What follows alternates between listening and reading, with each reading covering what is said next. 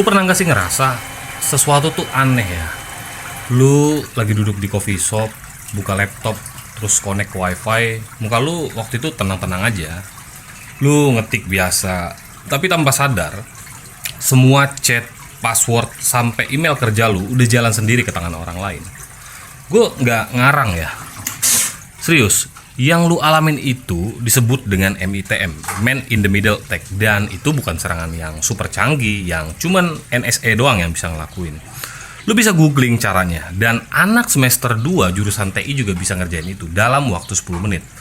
Kenapa bisa? Karena semua data yang lu kirim dan terima itu punya jalur tetap. Ibarat ini kayak jalur darah di tubuh lu, dan jalur itu namanya OSI layer model. Kebanyakan orang mungkin mikir data itu kayak angin ya, tinggal kirim sampai. Padahal nggak gitu konsepnya. Data itu ibarat kayak paket kiriman antar kota yang lewat 7 pos pemeriksaan. Dari kabel, ke router, ke server, ke protokol, sampai akhirnya jadi notifikasi di handphone lu. Dan tiap pos itu punya kelemahan, tiap layer bisa diretas. Tiap layer juga bisa ninggalin jejak digital, dan setiap layer bisa lu forensik. Tapi yang jadi masalah di sini, lu nggak pernah diajarin buat mikir kayak gitu. Lu cuman diajarin ini TCP/IP, ini MAC address, ini HTTP.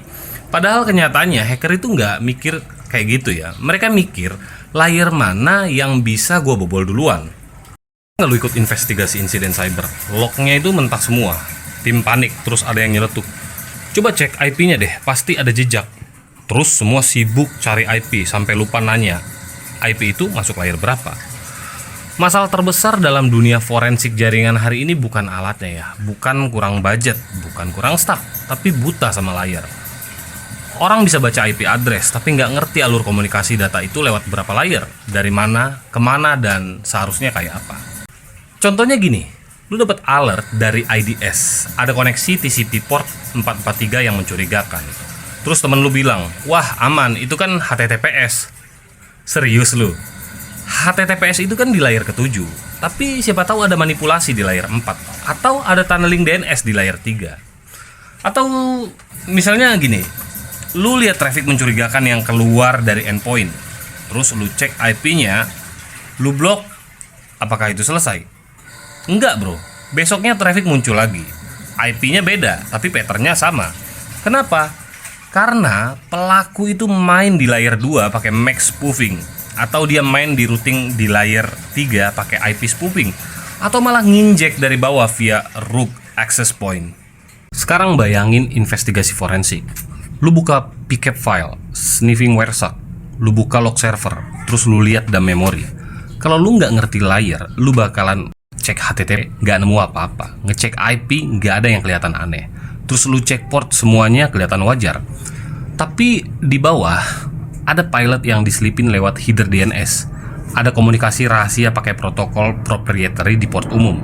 Ada layer presentation yang ngirim file terenkripsi buat ngaktifin backdoor. Lu mau nganalisis pakai tools paling canggih pun, kalau lu nggak tahu jejak itu lewat layer mana, lu cuma liatin data tapi nggak ngerti apa artinya.